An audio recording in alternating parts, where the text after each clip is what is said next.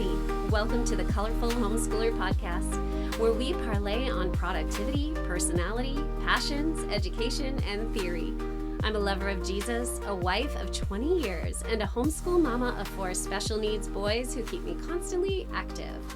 I'm so glad you're here to join me. Pull up a chair. There's space for you at this table. Welcome back, everyone. So today is a special podcast in which I, along with one of my closest bibliophile friends, will be recounting our favorite reads of 2024. Now, some guidelines. They did not have to come out in 2024 at all. They just had to be read individually by us in 2024. So I gave my friend a listing of categories. So we will go through those first and finish up with a top 5 of the year overall. I laid a ground rule that no category could intersect with our top 5 of the year. So if a book was on the top 5, it couldn't also be a book named as the top in another category. So I met Kira in 2023 when our co-op merged with the other Charlotte Mason co-op in the Valley. Kira is an amazing friend, a wife to David, and a mother, as well as an experienced homeschooler of multiple children. I'm so excited to have you on the show. Why don't you introduce yourself a little bit? Hi, Kathy. Thanks for having me. Like you said, I'm a wife to David and a homeschool mom to 3 girls. I grew up here in Idaho, and I love camping, reading, obviously, Gilmore Girls, and Jesus. Not in that order. Jesus is last behind Rory. So Gilmore Girls, I love your selection. Why would you pick that in your intro? I love that you did that. Tell me why. I love the wit, the humor, the small town charm, and the books. Yeah. And did you know that she just came out with a Christmas movie? I did not. She did. So you have to look it up. Oh, I think it's on Apple. So, okay, I will check it out. Right, because I'm good for a little Gilmore and anything else. I'll try it just for them. Right. Okay, so thank you, and again, I'm so glad you're here. So let's get started with an easy category. What was the best school-related book that you read this year? Okay, so this one was one of my hardest to pick because there were so many good ones. But I ended up landing on Habits of the Household, Practicing the Story of God in Everyday Family Rhythms by Justin Whitmel Early. Awesome. This is not a homeschool-specific book. Mm-hmm. It's about, like the title says, family rhythms. But this, as a mom who's homeschooled for several years and sometimes feels burnout, this just helped remind me why I'm doing it. Taking a look at the rhythms we have, seeing if we could tweak anything. And there was a whole chapter dedicated to stories and how important they are to children's upbringing. And it just really motivated me to keep going. That's awesome. So if you picked one aspect that you have been able to implement from that book that really affected you positively, can you think of one? That's on the spot, so can you? Yes. A big one is family dinner time and just making that sacred and using it as an opportunity to connect together and also to teach your children about God.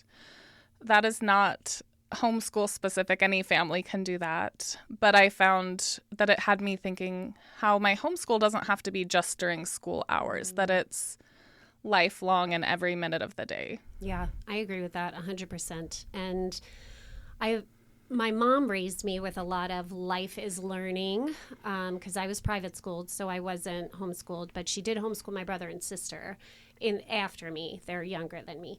So it's interesting to implement that whilst also homeschooling full time. And right. I love that you brought that up because I think that's something we all as homeschoolers, as moms, as teachers really try to get down. We try to do the best we can with making life learning, but having that delicate balance of also being a family. So those are really great points. Yes. For this, I chose The Underground History of American Education by John Taylor Gatto. This book was not necessarily an easy digest for me. It explained so many issues that I've seen in the school system, including some that I have sometimes cognizantly and sometimes unconsciously put on myself as a homeschool parent. when it went into the formation of compulsory schooling after the Industrial Revolution, the reason it was done, who was at the head of those tables, why they were putting certain things in place for compulsory schooling, made me sick to my stomach. It's a heavy read. It's a lot of thinking. I felt like it taught me the most. I chose it for this category because so often I find myself stuck in the comparison trap with public school, with brick and mortar school, Right. especially with my high school senior. But seeing where it came from, the public school system, why it was started, and even how those themes are still being implemented today, what the driving philosophy behind so many of the classes are, even the way the textbooks are written. I mean, we're Charlotte Mason moms, so textbooks, vomit emoji. Right. But even the way they're written, to have in the book he interviewed one of the women who she studied textbooks in America, and she brought all of them together. I'm going to say maybe a decade ago, but don't hold me to that. But it was a little while ago. She brought them all together and she kind of read through them, and she turned around as a philosopher and a psychologist and said, why are we purposefully making these so boring? Who is going to remember any of this after school? Right. And he went into the philosophy, the history of why it was that way. He even went into the way that teachers are educated on how to educate our children. And the more I've been around homeschoolers who have been taught as teachers in college, that is usually what they say makes it harder to homeschool.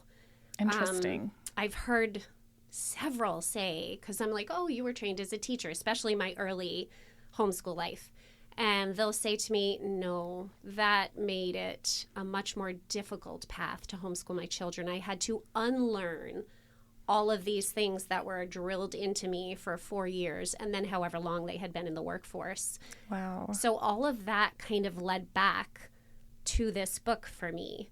And in some ways, I tried to have freedom with it, to stop comparing and be at liberty to focus on each boy specifically. I have 4 boys. Not the outer requirements to the exclusion of what's right for them individually.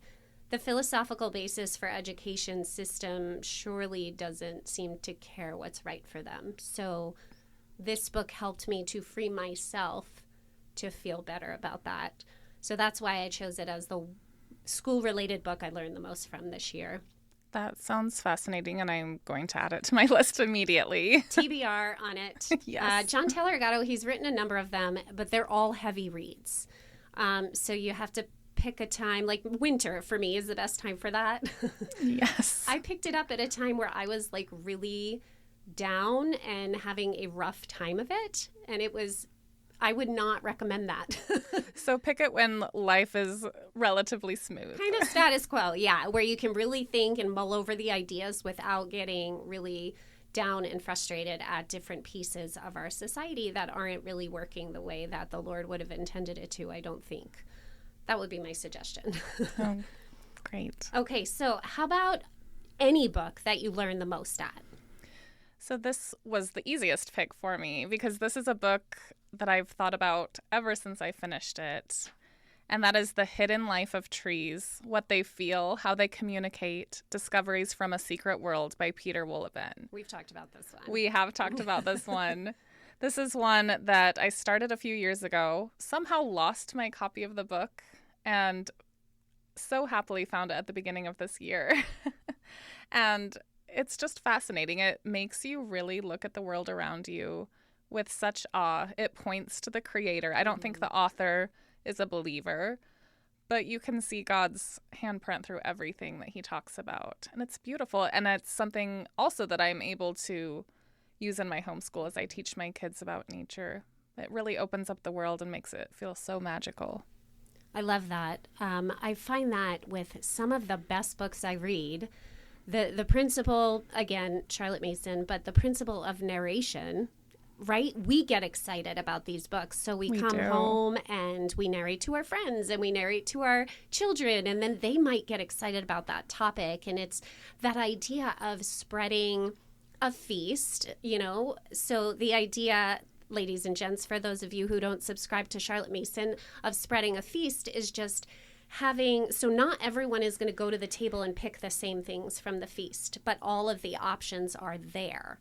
So spreading that feast through our own passion and excitement when we read something, maybe they're going to pick that up, maybe they won't, but someday it is likely that that might come back in some form where they're like, my mom talked about that tree book once, or for me, the one I had just gone on and on with narration almost every time I got back from a run is when I was listening to it, was Devil in the White City. Oh, nice. And I didn't read it this year, but and I didn't add it to my list, but my kids would just continuously come, oh, what happened today, Mom? Tell me more about the World's Fair. What was this? What was that? Oh my gosh, the Arabs were there doing all of these crazy things, and the original formation of Aunt Jemima was at the World's Fair of 1893. So very exciting stuff. So that totally makes sense that you're using it in your homeschool. Yes.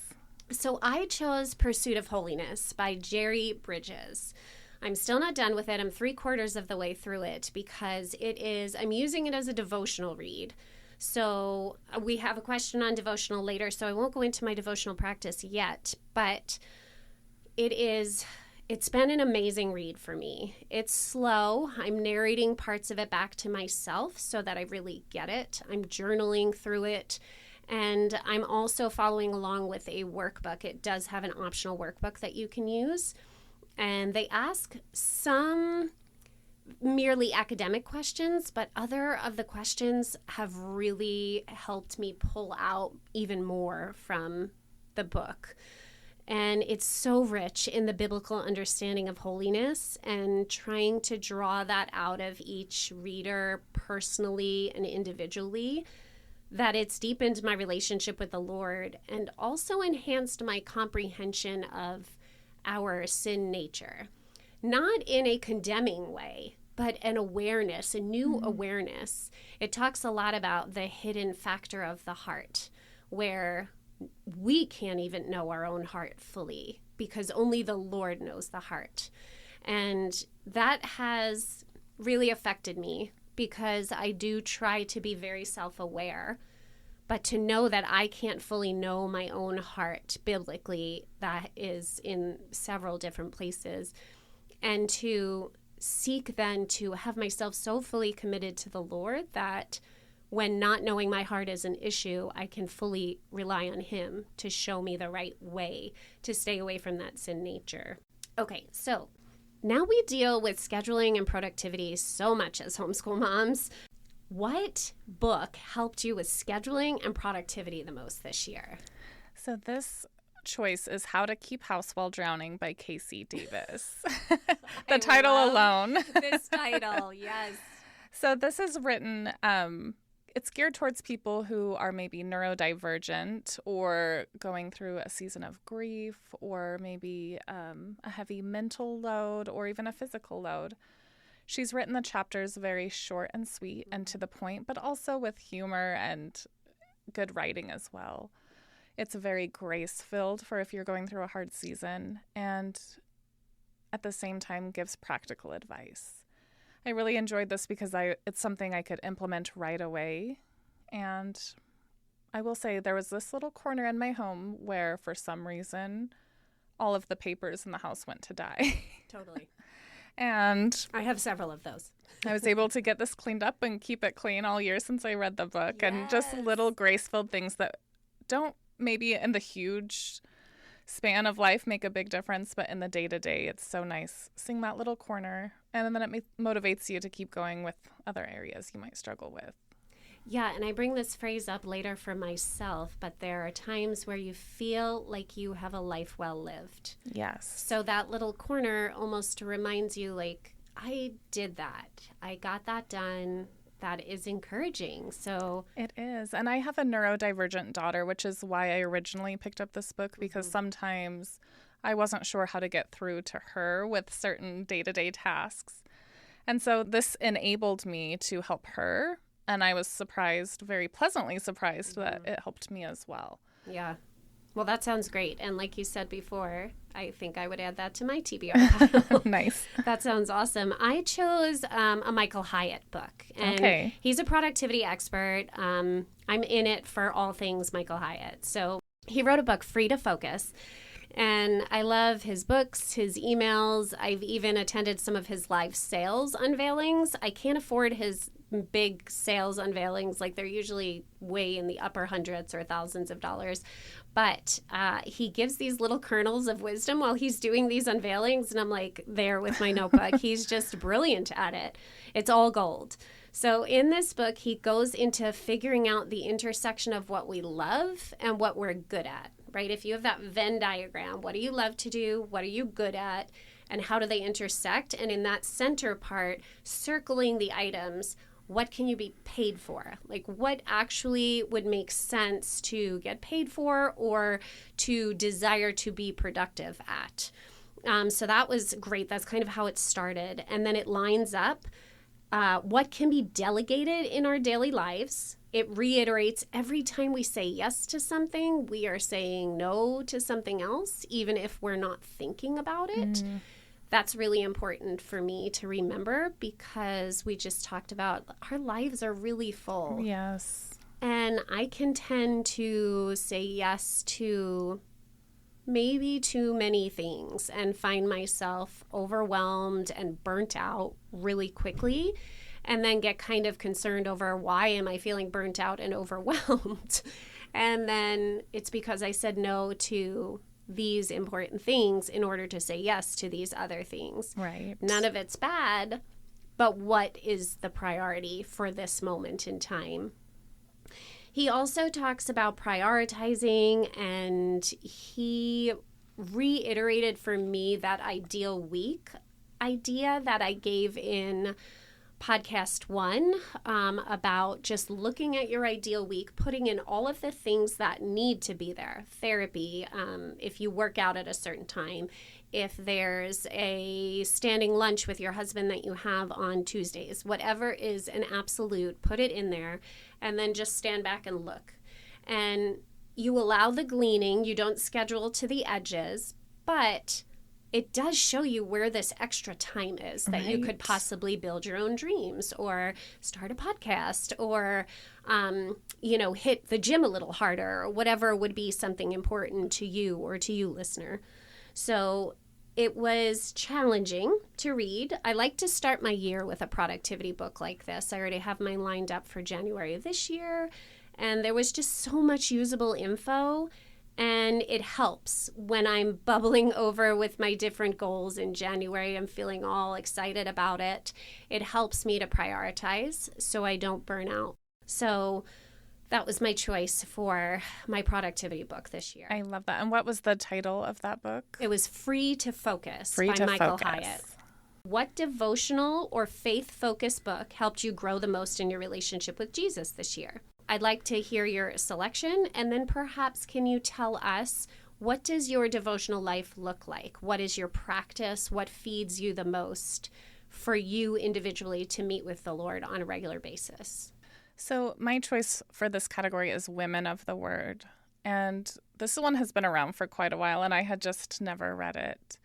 I liked it because it gave different ways to read the Bible, and it helped me to figure out what works best for my lifestyle, because everyone learns differently.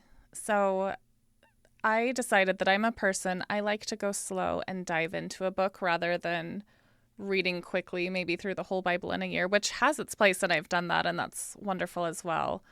But I like to pick a book, dive into researching who it was written by, the time period, any information I can, and then focusing and going slowly. And it's okay to reread chapters and verses over and over, maybe once you've studied a little more about them or journaled and prayed. So that helped me a lot this year. As a homeschool mom, I like to be able to find time where I know my kids are busy for a little bit so I can focus. I'm not a early riser, and I do Bible study with my kids first thing in the morning. So my daily rhythm is right after we finish school and eat lunch. So I will eat lunch, make myself a cup of tea, and then go study my Bible. Awesome. That's so great. And it's so good because it's really different than me. Oh, so nice. to be able to hear different aspects, but it's still growing your relationship with the Lord. Exactly. No one of us can fully copy somebody else's pattern Right. and be like, this is the only way that it can be done. No way. We have to find our time with the Lord that is going to work in our own schedule. My devotional time looks like 4 to 5 mornings a week. I am an early riser. Mm-hmm. I'm definitely part of the 4:30 a.m. club for working out to fit it all in. So about 4 to 5 mornings a week, I will spend time. I sit down in my rocking chair in my room, which has been there since I was nursing children. Oh, so beautiful. It's a favorite chair, yeah.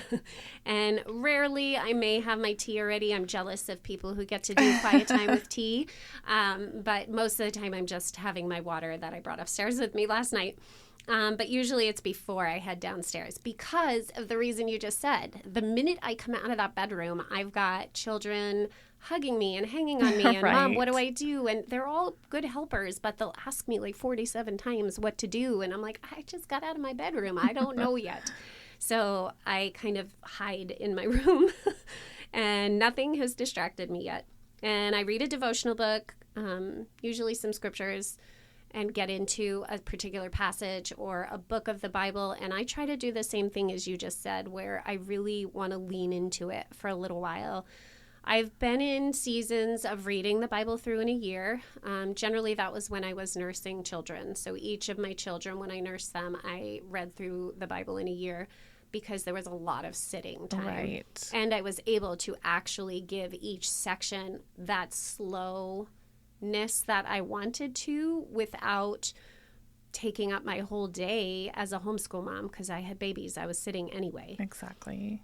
So I read my scriptures and then I'll journal on all of the above. I may sketch or I might write poetry in response sometimes. Sometimes I'll just freeform write. And most of the time it's just paragraphs in pretty pen colors because beauty is inspiring and organizing for me. And usually it's a pink or purple one for the main. And then I have a darker pen that I use to like capitalize words to stand out to me so that when I'm rereading it and praying over it, those words are where it really hit me. Mm-hmm. So I can kind of go back to that. And the best devotional book I read this year was Epic Faith by Marty Meyer. Okay. And I loved it. I fully integrated some of the techniques into my life on a regular basis. I did the workbook along with the reading. So I journaled less in my everyday faith journal and more in the workbook during this particular book. But I loved how he approached faith as an athlete. It was 30 days to spiritual fitness. And it took me longer to read it and longer to do the workbook. I'd say probably more like 75 days. But I don't do it 7 days a week. Maybe that had to do with it. There were also chapters where I spent significant time in it, really working through it. So it did take me a little longer, but he approached it as a training program, as if you were going to run a big race. And that really resonated with me because I've done that before. Yes. And just the faith exhibited that God will do just what he says he will do was a great reminder. Make sure that you're listening to what he tells you so that you're not veering off course. I feel like there's a theme with that in these choices. Marty tells the story basically of his start in ministry and how the Lord completely changed him from one who didn't really know even how to listen for God, how to hear exactly what God wants from him in certain situations, to a man who waits to hear from God in almost every situation. And God delivers in mighty ways, faith-building ways as you read it. I read a lot of the chapters out loud to my kids after I had digested them. And my kids were like, wait a second. We know this person, so they can't be lying. I'm like, well, generally the missionary books don't lie, but you know, it's hard to believe sometimes these amazing, miraculous things. And I've known this man for 25 years, and I have never known him to lie. So this was really impactful for me and my kids. And I will be reading the second one this year as a devotional. It's called Mission Accomplished. Okay, this one was harder for me What was your best nonfiction book that you read this year? This one was really hard for me as well. I ended up choosing A Walk in the Woods by Bill Bryson. And this is very different from all the other nonfiction because it's more of a literary nonfiction. But this is one that made me laugh out loud on several occasions. It helped me learn about a part of the country that I have never personally been able to visit. It inspired me to get outside and look at what's in my own area. And it's one that I just continue to think about and recommend to people. So this is a story about Bill Bryson, and his family had lived abroad in England for a long time, and they came back to the States. And he found that the woods in his backyard in Pennsylvania, I believe, were actually part of the Appalachian Trail. And so he gets it in his mind that he is going to hike it, even though he is a little more advanced in years. His wife thinks he's crazy, but asks him to find someone to go with him. He's not having luck finding someone, but he has finally someone who is maybe not in the best shape to be going on a long trail, volunteer and excitedly go with him.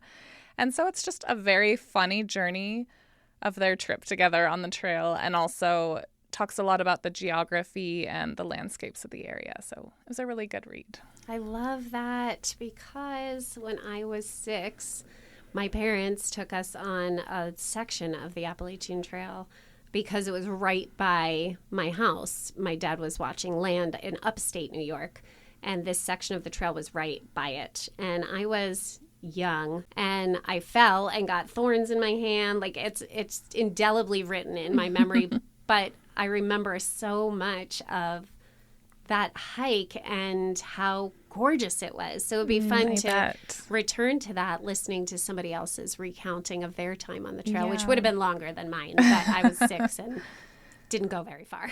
Right. Last year I read a book about the Pacific Crest Trail, so it was fun to read about this trail and compare and contrast this year. Totally. For this one, I picked The Gap and the Gain by Dan Sullivan. It's written in response to a lot of the research that has shown lately that high achievers are generally higher in their numbers of depression and anxiety than many other demographics. And this was resonating with me kind of midway through the year. And a lot of the psychological studies are proposing it's because as that high achiever, you're always struggling to see how much you've done and how far you've come, because you're looking ahead to, oh, I'm still not here. That's definitely something that I deal with on a regular basis. It encourages people to look at what you've gained rather than the gap that you still have left to go. So it's pretty helpful for me because I'm notoriously difficult on myself. I'm not a perfectionist, but I expect excellence from myself all the time, which is not sustainable and not feasible, which I can say, but I do hurt when I don't feel that I've been excellent. So this book was really helpful. I'm an INFJ on the Myers-Briggs, and I've taken the test several times because that is the rarest personality type. So I was like, I don't think it's right. I took it in college, and then I took it again for a work situation when I was working. I took it during some missions work that I did, and I just recently took it about 1.5 years ago, and it always comes out the same. And for me, it's kind of like, of course. Why would I get something easy that a lot of research is out there on? So this book addresses the need for excellence head on and kind of gets in my face about how I should be looking at things. It had really great journaling prompts in there for me, and it really helped me to kind of hone in on some of the things I've come from and how I have moved forward a bunch. But also, yes, there's still always places for us to go, but how to look at that with more of an eye of excitement instead of I'm behind. I should be here by now. As if I'm on a train and it's running late. Right. This isn't the Manhattan subway system. this is my life, you know, and things come up all the time. And I might not be where I thought I would be, but I've come a long way. I can be excited about where I still have to go instead of feeling sad. So I love that. That's another one going to my TBR. Yeah. And it's easy read. It's fast. The chapters are short, like you said before, short and sweet. Yes. It's not like a deep thinking, lots of high vocabulary, Old English writing. It's nothing like that. It's just like, this is what's up. Journal about it, fix it. You know, love it's that. Yeah. And now, perhaps the moment you've all been waiting for, listeners, our top 5 of the year. So I figure we'll go back and forth. Number 5, number Perfect. 5. And if you have any honorable mentions that just had to get cut from the list, I'd love to hear them now. Okay. So a couple of honorable mentions, which I didn't put on the list because it was a reread for me, was I started to reread the Harry Potter series. Oh. So I got to the first 2 this year. I wanted to pick something different since it was a reread, but those are honorable mentions. Another couple of honorable mentions are a couple of mysteries. So I read The Thursday Murder Club this year, which was a very fun one. It's a retirement village and the residents are solving some crimes that affect them. It was very sweet. And then another honorable mention is The Tale of Hilltop Farm. And this is a murder mystery, which I think homeschoolers, especially Charlotte Mason homeschoolers, would love because it's about Beatrix Potter. And she gets to solve some mysteries, and her little animal friends are also trying to solve it in their own time. It's set in the Lake District in England and even mentions the Armet Museum. So very fun. I bet that's going to go on a lot of TBR lists. Yes. That sounds super fun. I would say my honorable mention would be Guernsey, the Guernsey Literary Potato Peel Pie Society. So I just read that this year. It was making me laugh while I was going through my top 5 because a lot of them were I listened to them. They were audiobooks for me on runs. And it made me really reflect to see, do I get more out of my books on my runs? Yeah. I'm kind of visiting that to try to figure out if that's true or if it's just that I happen to just read the best books of my year through my ears. I'm not sure. I loved the characters. I felt like I was there, which is the best living books where you just feel like these are my friends and this is my situation and I would be fighting the same fight. And it just made me so happy, and I was totally disappointed in the movie because I wanted to hang out with these, quote unquote friends again. Yes. And then it was kind of different. And this person didn't look the way that they should look in my mind. And I was annoyed with certain things. I really loved this book and I would recommend it to anyone. It's told in letters, so epistolary form. And it just really brings you into the time of World War II, into the heart of what was going on. They tell some stories adjacent to them that really pinpoint and bring home what the war was doing in a regular family, a regular home, even on the island itself when you're hearing about people who had to leave. So that was my honorable mention.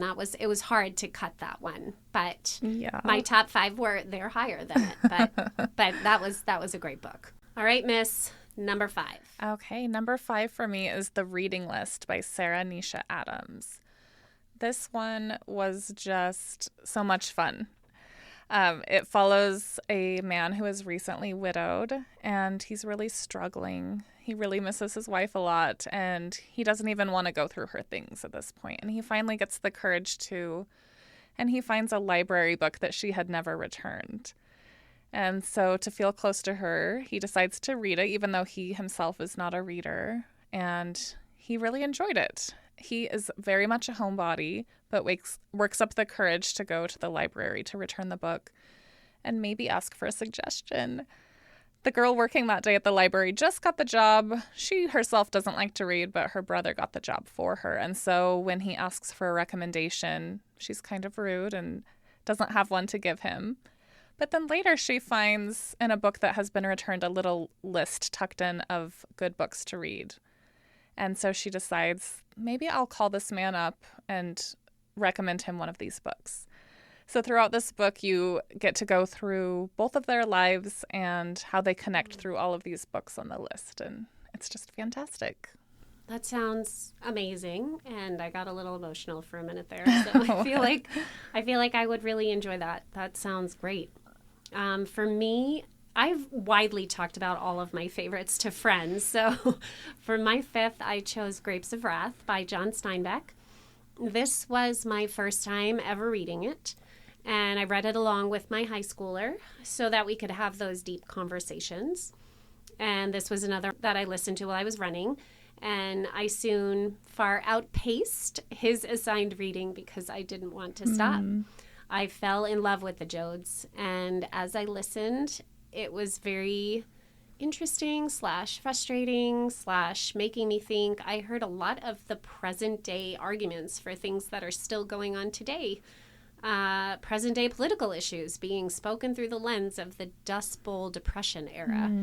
And so in my head, I am asking, how have we not come further? Right. How have we not moved society to a better place as people? Where are all of the Christians reaching out and helping reform the world to a Jubilee society? So it was painful at times to read this book, but I also loved the characters. I thought people complain about Steinbeck in a lot of the literary circles that I've been involved in, and even in college I had read some of his other novels, never Grapes though, and I just do not agree. I love his writing. It is very frank, very stark, but it's also really American. He captures that American spirit in a way that I don't think a lot of authors can capture it. That fight against all odds, that no, I'm going to do this even though you tell me I can't. Until in his novels, you're basically holding pieces of a broken toy at the end. So I really fell in love with this book, and I'm so glad that I read it, even though it was painful and I wept at the end. I had to stop running, which I don't like to do, and because I was crying so much, and it was really an emotional read. So that is my number 5.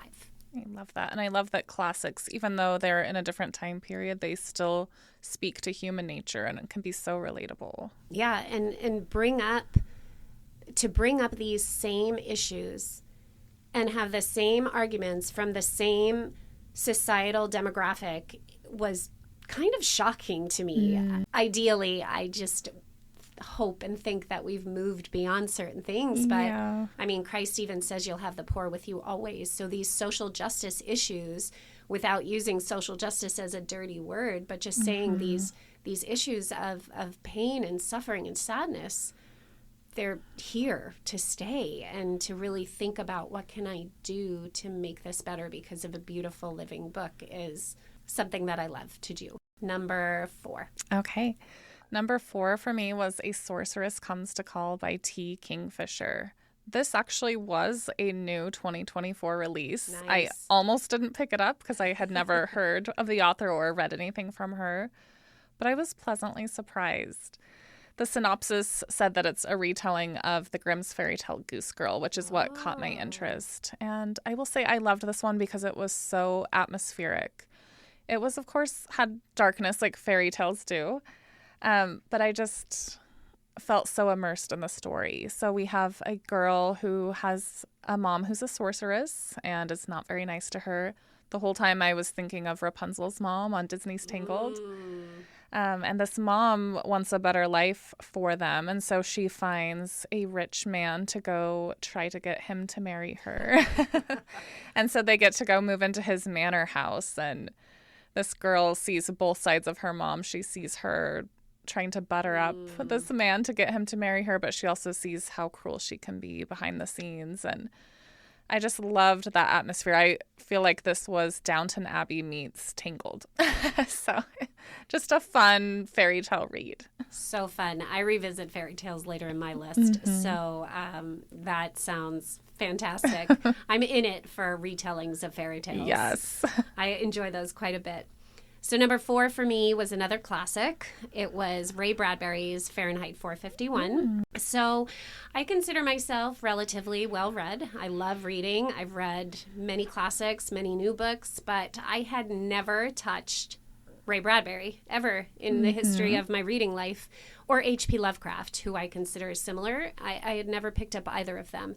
So I got my first brush with him. We read a short story that I assigned to Stephen. At the end of last year, we read it together. There Will Come Soft Rains. Okay. And it's probably one of the best short stories I've read in my life. By the end of, it's got to be maybe 4 or 5 pages, I was crying over a house's feelings. That is how well Wow. the story is told. You care so much for this inanimate object that is living in an apocalypse where its people are no longer around. And Ray Bradbury makes you feel that loneliness and that pain of being in a desolate place, and almost takes it to, I don't want to say an existential level, but a philosophical level, where it's the loneliness that we all face in our hearts, and what is the only thing that can fill that. He's looking for his people. The house is looking for its people, but what are we looking for? What fills that loneliness for us? So this caused me to pick up 451. I assigned it for senior lit, and again, I listened to it as a running book and outpaced, continued reading because I didn't want to stop. And there are so many quotes where I would hit the bookmark tab so that I would remember to write it in my commonplace book. So many quotable things, so much of what our main character goes through and learns. It prompted me to consider even writing another podcast, investigating this idea of science fiction as the harbingers of what is to come. Because it was written in 1953, and it's so much of what we're dealing with today. Just this complete loss of literary knowledge, this loss of understanding, this loss of empathy, because we've left behind the idea of reading hard reads. Maybe they're not easy to digest, but we learn so much from them. We do. And at the end, there are certain people that he meets up with. I don't want to spoil anything, but it touched my heart so deeply when they divulged what they are called amongst the group that's hiding out. So when you read it, understand that that is a point that really hit me in my gut. Just what their name was amongst the group was really heartwarming and also hard. Same as Brave New World in 1984 with these very intense dystopian themes, but so parallel to a lot of things today. But 451 doesn't have any of the sexual overtones, the thematic elements that I wouldn't read with my high school senior. He doesn't need any more of that in his life, I don't think. So this is one of those dystopian ideals that you can read without being concerned about any smutty parts at all. Nice. So that is why it was number 4 for me. Okay, Kira, so what was your number 3? So your last book is the perfect segue into my number 3, because I also read Ray Bradbury for the first time this year, and he's my number 3. Shut up. And that's with Something Wicked This Way Comes. That's on my TBR for this year. It was excellent. I did not know much about this book going into it, but this is a book all about growing up. So we have 2 boys who are next door neighbors and best friends. They're described as being very much alike, but also completely opposite. And they just balance each other perfectly in their personalities. One of them is very anxious and excited about growing up, and he's ready to leap into the teenage years. They're kind of at that preteen age in this book. And the other is very much holding on to childhood still. And so we have a story all about growing up, but it's told through the lens of a very mysterious circus that comes into town. We also have one of the boys' fathers who became a father at an older age, and he's also struggling with age. And so we see through the young boy's lens, but also through the father. So it's relatable, I think, to any age. And another thing I loved is Bradbury's style throughout this whole book was written very poetically. It felt like a fever dream, which was perfectly paired with this very mysterious carnival. And it also just was very reflective of that time in life where it really does feel like a fever dream when you're going into maybe the teen years after coming out of childhood. On that cusp, yeah. Yeah, this was one that I just could not stop thinking about after I read it. And I didn't want to pick up another book for a while because I wasn't ready to be done with this story. So now I'll tell my number 3. Third for me was When Women Were Dragons by Kelly Barnhill. So I tend to hover in this speculative feminist literature area, usually like at least one novel a year for myself. 2023, it was The Power, and this year, When Women Were Dragons. And in this novel, during the time of the 1950s, thousands of women spontaneously transform into gigantic fire-breathing dragons. And they leave their lives, their children, their societal expectations, their families behind, and they set off for themselves to do what they want to do as these unbeatable, powerful creatures to live without any rules or any fear. The novel doesn't focus on the women per se, but on the daughter whose mother chooses not to change. Her aunt changes and left the mother, and they were the closest of sisters. So it follows the daughter and the niece, so the same person, Alex Green, through her life from the time her mother chooses not to leave and her aunt does, all the way to adulthood. So there are some content considerations for some of the listeners because there are representations of same-sex relationships. It's not intense, but it does happen. So this book really laid heavy on my thoughts. I kept thinking about it. I kept talking about it. It really impacted the way I think about my place in society, which sounds like a terrible thing to think about, but it isn't for me. I feel like we all have to reckon with that on a regular basis. Different things happen to us or by us that force us to come into contact with, okay, why do I feel like this? Is it because of something in me, or is it because of something that has been put on me that I need to either buy into or not? So these heavier questions do occupy my thoughts on a regular basis, I feel like. So this gave me the ability to reflect on some of those.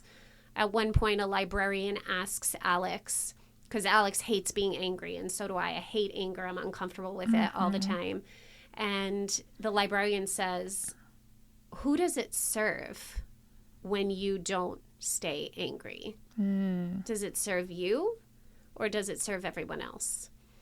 And that really hit me, because I do feel that sometimes there are times where my kind of anger, right, I'm not railing and throwing tantrums, but I can be angry for a reason that might be just and righteous, and I have to not serve others by backing myself down, but remember that I can be upset about something. I love that.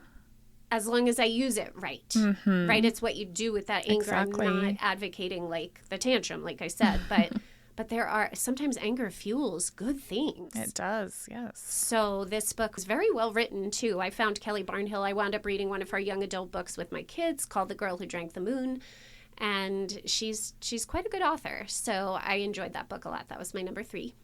Love it. All right, we are almost done. Number 2.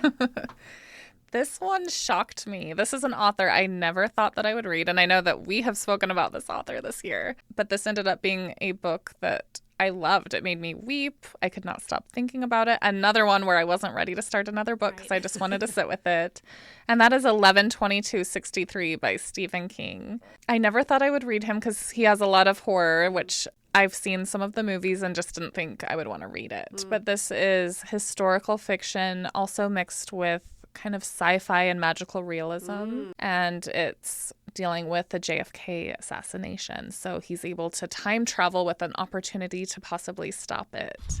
So it's very interesting hearing about all of the historical stuff, but then there's also other subplots that are just really well done. So very enjoyable.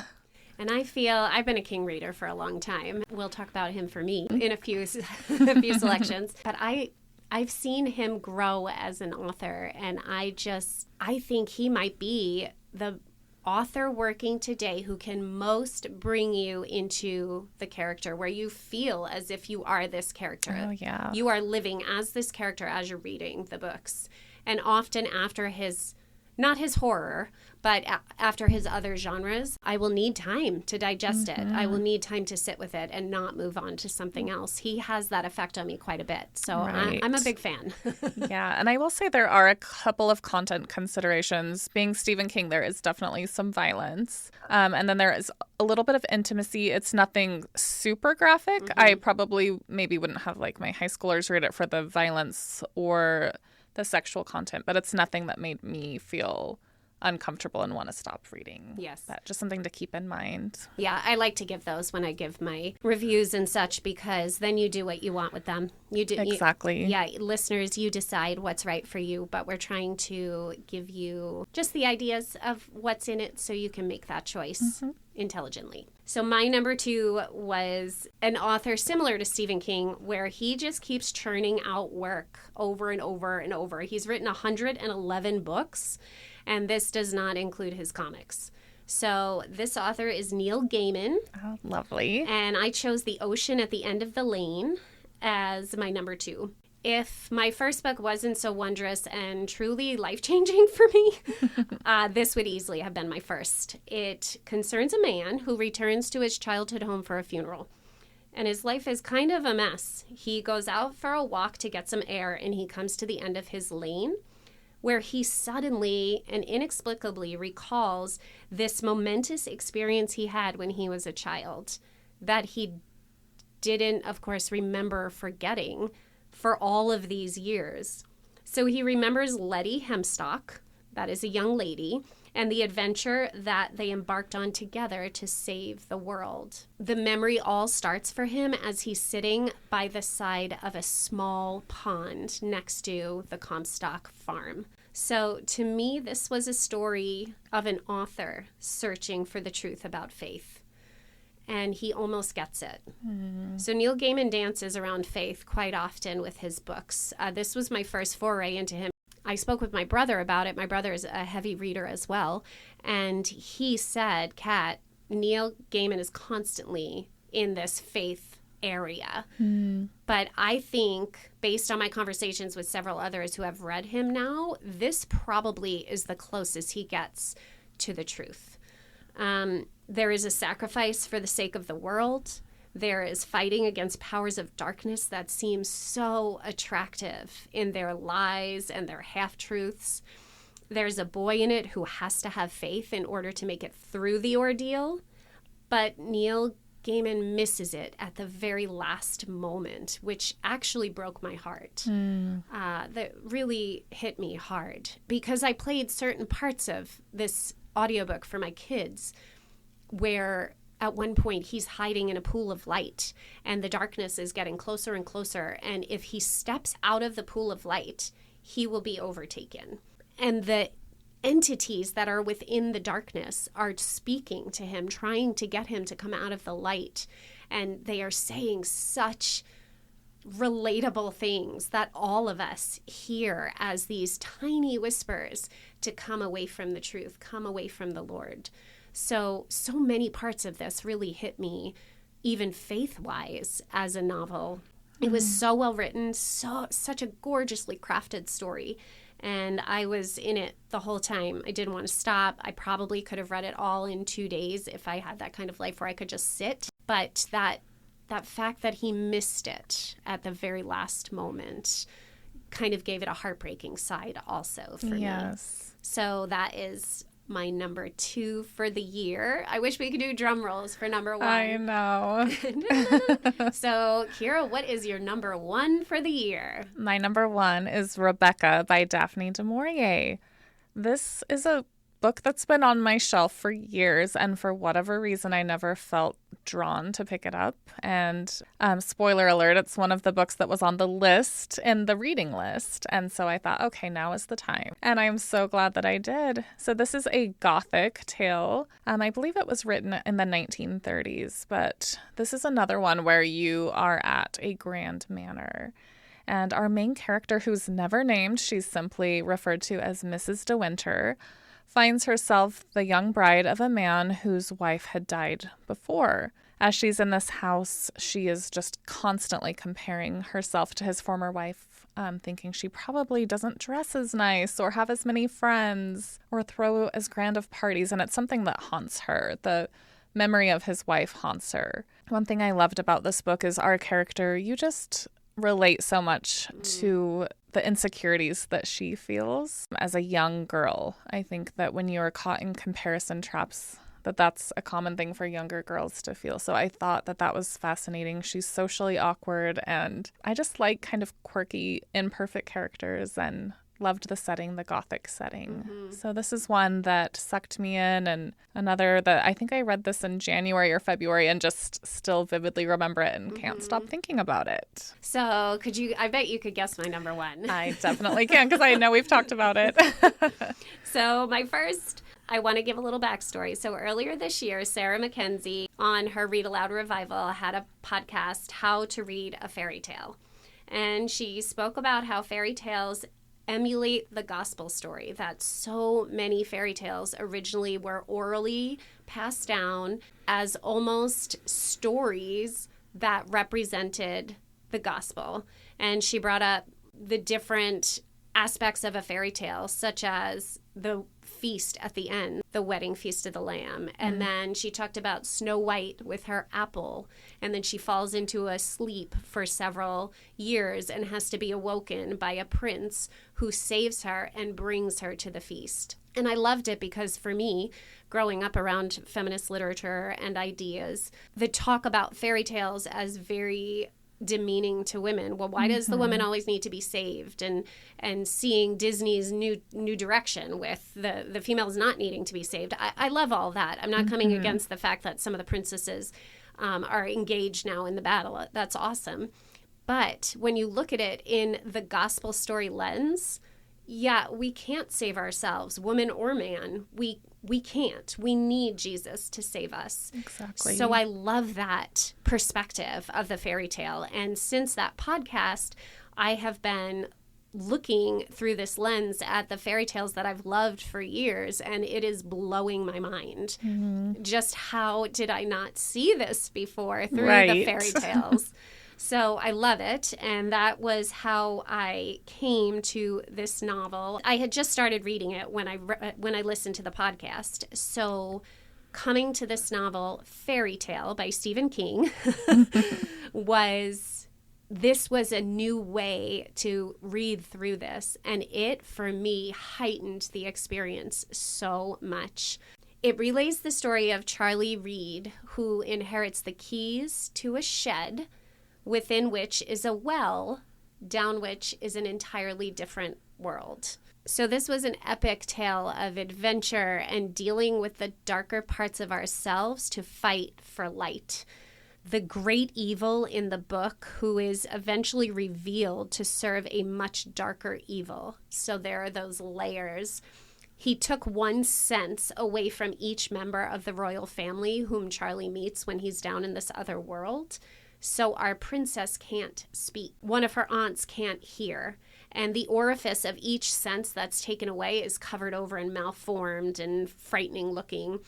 And so the princess has no mouth. The aunt has no ears. For me, the aunt was kind of comic relief because in the reading of it, because I listened to it on runs again, the reader spoke very loudly as the aunt. She was always shouting, and she, again, content consideration, it is King, so there is cursing in it, definitely. But she would shout the curses in the most socially unacceptable way. So it would crack me up. It was so funny the way he read the aunt.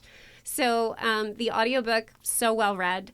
And a portion of it was actually read by Stephen King himself. I love that. So he reads one part of it. And for me, again, with the eyes of the gospel story, this book was really not far off. So I wonder if he knew, King, if he knew it, because it's so close the way he gets to the truth of the gospel.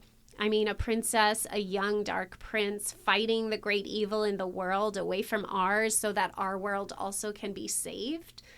It's so good. It's interesting to me that both of my top two feature a fight against a great darkness and a salvation through sacrifice, as well as a revisiting of the story from the perspective of adulthood. Like they're looking back at their childhood, and now they're adults. They've learned and grown and become experienced, and now they're looking back at what they went through and kind of digesting it at a different time.